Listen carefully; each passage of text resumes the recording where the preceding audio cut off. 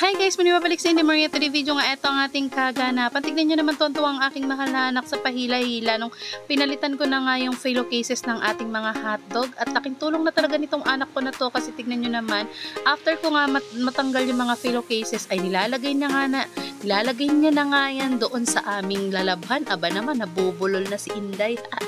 At yung mga moment na nga to, tignan nyo naman, tuwang-tuwa nga siya sa tuwing magpapalit talaga ako ng bedsheet. Kasi nga naman, marami siyang nagagawa at naitutulong sa akin. At yung mga moment na nga to, sabi ko nga sa kanya, magpapalit na ako, ay kunin mo na yung ating mahiwagang vacuum sa taas para hindi ko nga masingot yung mga alikabok. At eto na nga, dali-dali niya namang kinuha. At take note guys, flex ko lang etong vacuum na to.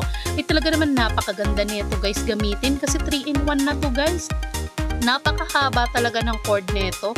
Ilalagay ko na nga lang sa comment section ang ating vacuum. Actually, na-vlog ko na to kaya pwede nyo rin tignan sa aking mga realtor app, sa aking mga video. At the same time nga, etong map na nga itong nabili ko rin online. Matagal na nga to sa akin. Simula pagbaba ko pa ng barko, ay ngayon ko lang nga nagamit. Gawa nga ng malaki ng din ng tiyan ko. Napakaganda nga nito kasi may pang dry na siya. After nga ng may sabon and sinanitize ko na nga dito, ay nilagyan ko na nga rin to ng Clorox kasi nga naman gusto ko talaga i-sanitize. Mas masarap nga matulog kapag yung paligid mo ay malinis na.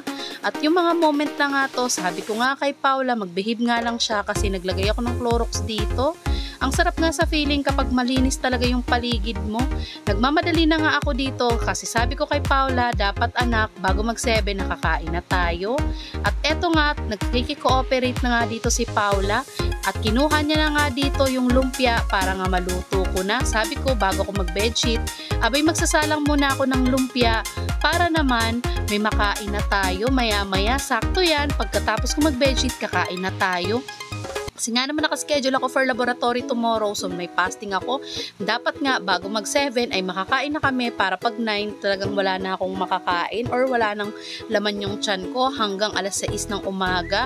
Since nga ang gagawin sa akin ay yung iinom nga ako ng juice, hindi ko nga alam kung anong tawag dun kasi naman 6 months na nga ang tiyan ko. Aba naman baby, ang bilis mo lumaki.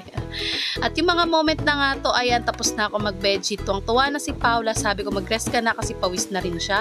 At kakain na nga tayo. Yung lunchtime nga namin, nagluto ako ng ampalaya con carne at eto nga, pinartner ko na lang yung lumpiang stocks ko nung nakaraan. Aba naman, iba talaga kapag may stocks guys, hindi kayo mahihirapan mag-isip. Diba? At yung mga moment na nga to, pinaghainan ko na si Paula at tuwang-tuwa nga siya. Aba naman, titignan nyo na lang mamaya sa video kung anong masasabi niya after niya kumain. At syempre, hindi mawawala ang pagdadasal, pasasalamat sa Diyos sa lahat ng dumating sa atin na blessing. Maliit man yan o malaki, lagi tayo magpapasalamat. At ayan na nga, kakain na siya. Tignan nyo guys, yung reaction niya.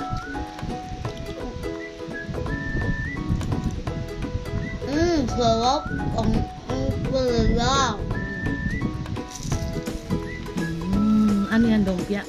Sige na, kain na. Harap ang palaya ni Mami, hindi mapait, di ba? Medyo. Medyo, pero masarap. Ang palaya. Ito nga ang batang mahilig din sa gulay kagaya ko. Simula nga nung nabuntis ako, talagang naggugulay ako. At ito na yung after kong maligo at maghapat na siya. Tuwang-tuwa na kasi ready na siya matulog. Anyway, salamat sa panonood. Bye!